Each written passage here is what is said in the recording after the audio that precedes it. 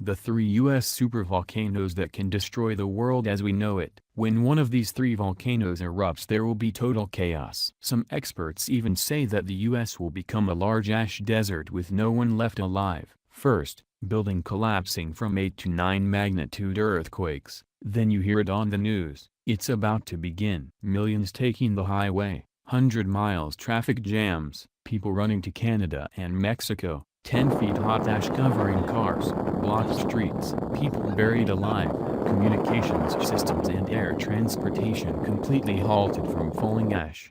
St. Helen car second, survival instinct, murder, looting, hoarding from many survivors, pillaging, chaos, people fleeing for safety, trying to connect with loved ones. Third, compete anarchy, social breakdown. At this point it would be every man and woman and child for themselves. Half a year-long night. Survivors? Probably a handful of people. What are the three supervolcanoes in US that can absolutely wreak havoc if they were to erupt?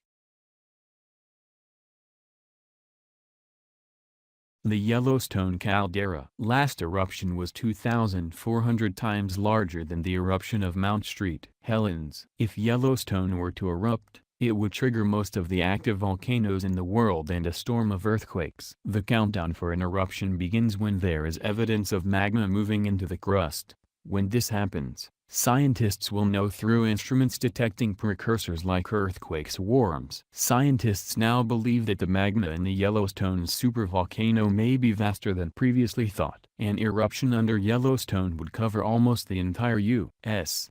and it will cripple the whole air travel. But the worst part is that the world's food system will collapse. Without outcrops, the entire planet won't be able to feed 7 billion people. The Long Valley Caldera. Last eruption was 1,500 times larger than the eruption of Mount St. Helens. Eruption comparison to this volcano is second only to the previously mentioned Yellowstone and also packs a punch. It is located in California, south of Mono Lake and close to the state line of California and Nevada. The last eruption, 760,000 years ago, had 1,500 times the lava and ash of Mount St. Helens eruption. The eruption left an oval-shaped caldera 10 miles wide and 20 miles long. In some ways this volcano is more worrying to geologists. Why? Because due to a lot of seismic activity and earthquakes in the 80s in the area, there was an elevation of 10 or so inches of 100 square miles of the Long Valley Caldera floor. There was also a large amount of CO2 gas that surfaced and killed a large amount of the trees in the area. These signs tell us that the volcano is in motion and that an eruption could be sooner than later. Because of the inside activity, in 2006 they closed the creek for swimming.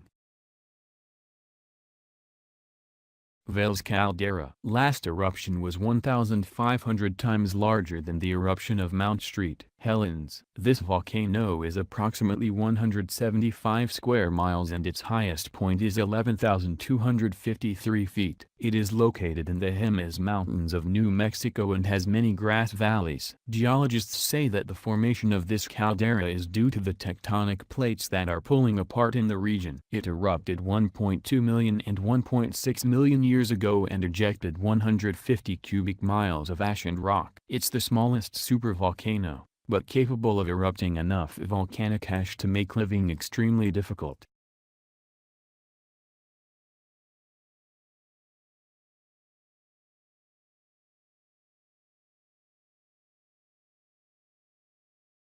You may also see the description of this video. How to prepare for the coming food crisis. What's the closest natural nuclear bunker to your home? And much more.